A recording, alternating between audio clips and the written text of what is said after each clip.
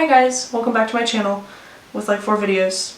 Hopefully that'll change this year. That's my goal. Today I wanted to talk about my top 10 favorite books of 2024. I read 63 books this year, and these are my top 10 favorite that I read. I guess we'll start with my wrap up for the year. I read 63 books this year. Goodreads said it was 121% of my goal, so I'm a little overachiever. So my top authors were Taylor Jenkins Reid with 5 books. My next one was Catherine Center with 4 books. Allie Hazelwood, Anna Huang, and Elle Kennedy all had 3 books. And Sarah J. Maas and Julia Whelan had 2 books. So those are my top 7 authors. I read 52 romance books, 14 fantasy books, 11 sports books, 10 young adult books, and 8 humor books. I don't know what that classifies as, but that's what Goodreads said. Or, no, I think that's what Fable said.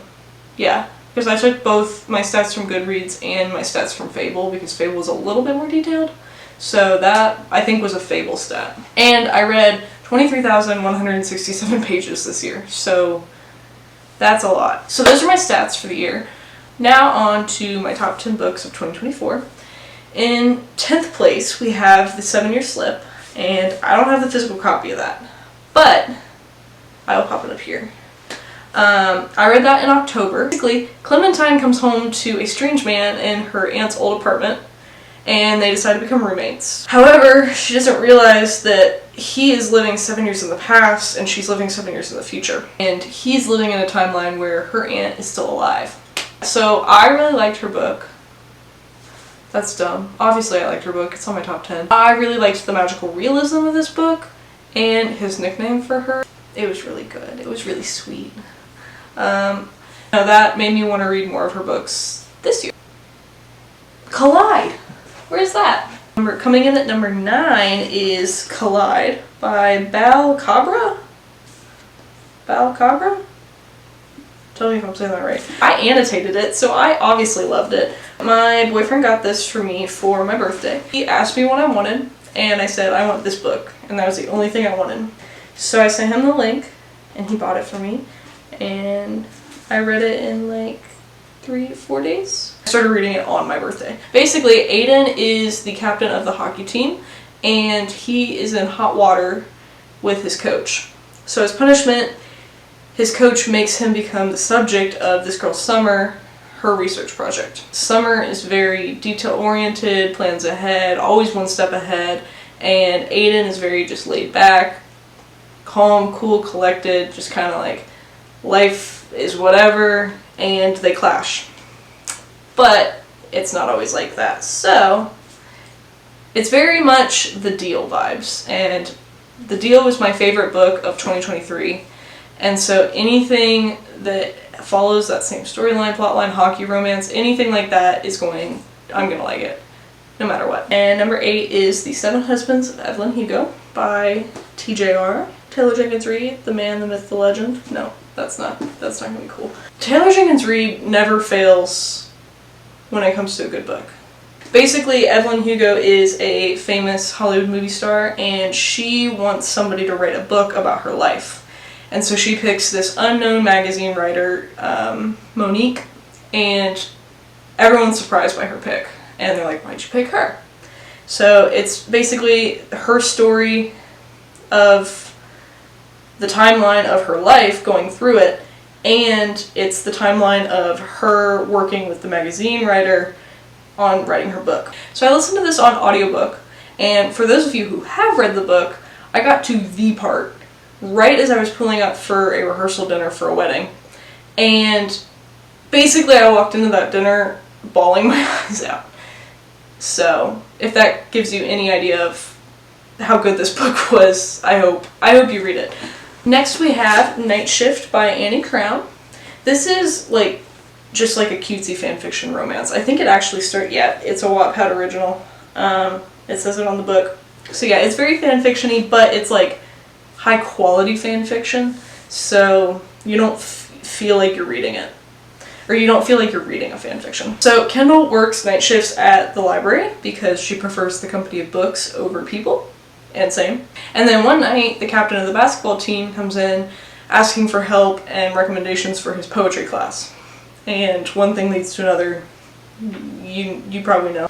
I think my favorite part about this book was how she used romance terms that everybody knows, they're very popular, like tropes and stuff, in their everyday dialogue. They'd be having a conversation about how they were in a fight or something like that, and one of her friends would say, "You're in such a miscommunication trope, just talk to him."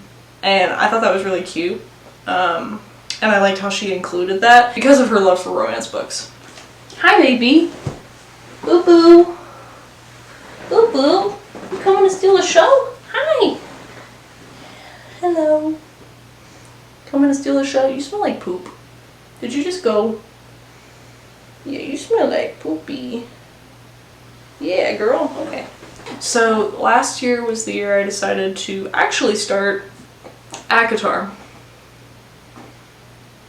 Yeah. We have A Court of Mist and Fury at number 6. I am only 3 books in. I have finished A Court of Wings and Ruin as of right now. And it is my favorite book of the series so far. I was worried about the way the series was going based off ACOTAR because it was such a slow build-up. I also just actually want to live in Valaris. It seems like the prettiest city to ever live in. And the plot twist at the end had me screaming. Literally. So, that is all I will say. I am a little worried about the last book because I do know that it is Nesta's point of view, and I'm not the biggest fan of Nesta because she's just kind of a brat.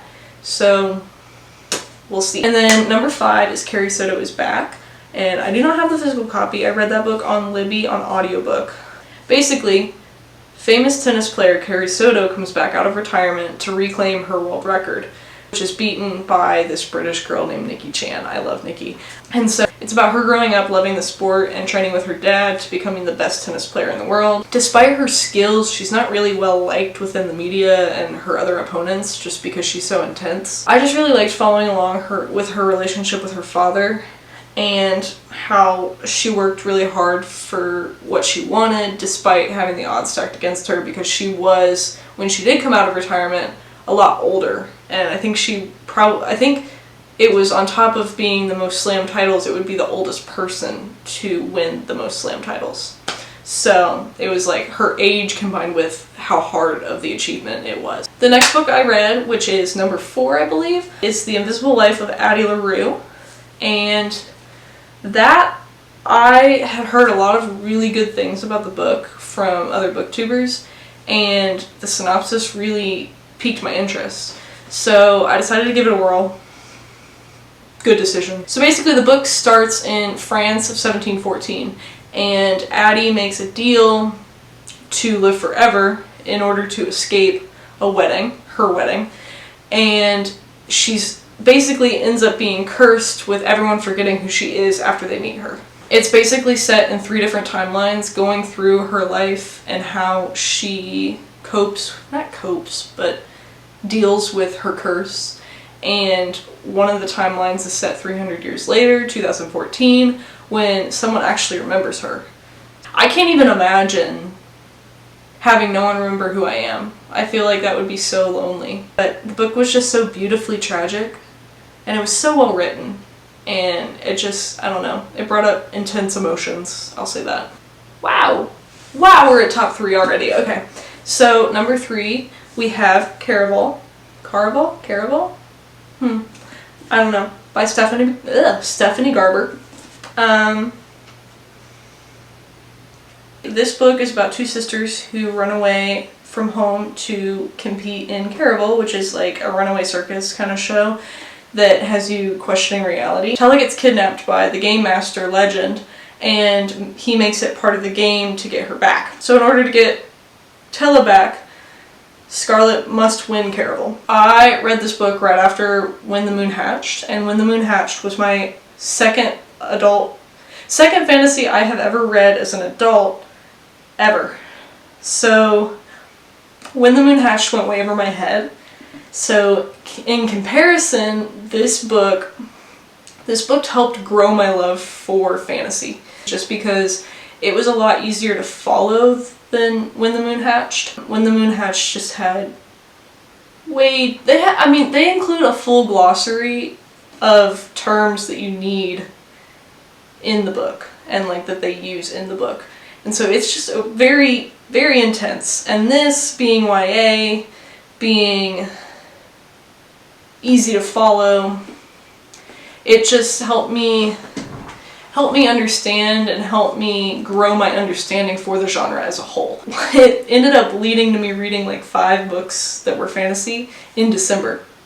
In the book specifically, I really liked the chemistry between Julian and Scarlett. I felt like they had good chemistry, and I also really liked that I was able to feel all the emotions that they were feeling as they went on their adventure. I felt like the nerves when they were in sticky situations, fear, some parts, just being able to feel their emotions as well was very nice. Coming in at number 2, I feel like we should have a drum roll for these now. Top 2 is Divine Rivals by Rebecca Ross.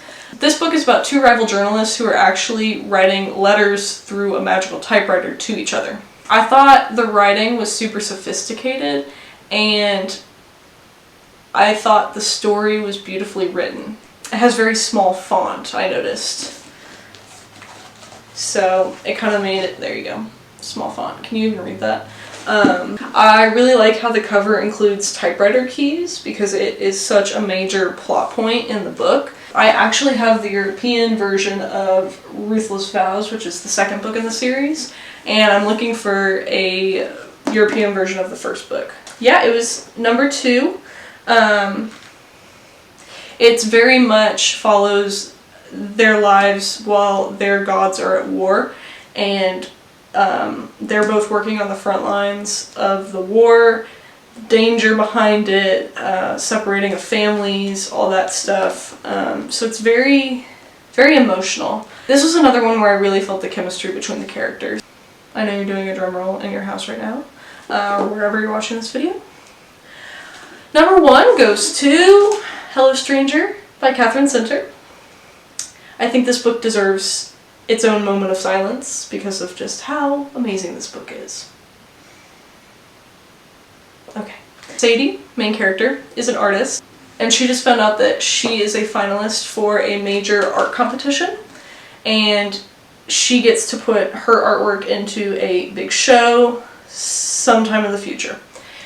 Next thing she knows, she has a near-death experience and is in the hospital diagnosed with face blindness, which basically means that she can still see facial features, they're just all moved around on the face, which is kind of a problem because she's a portrait artist. So how's she gonna make her art for the competition if she can't see faces?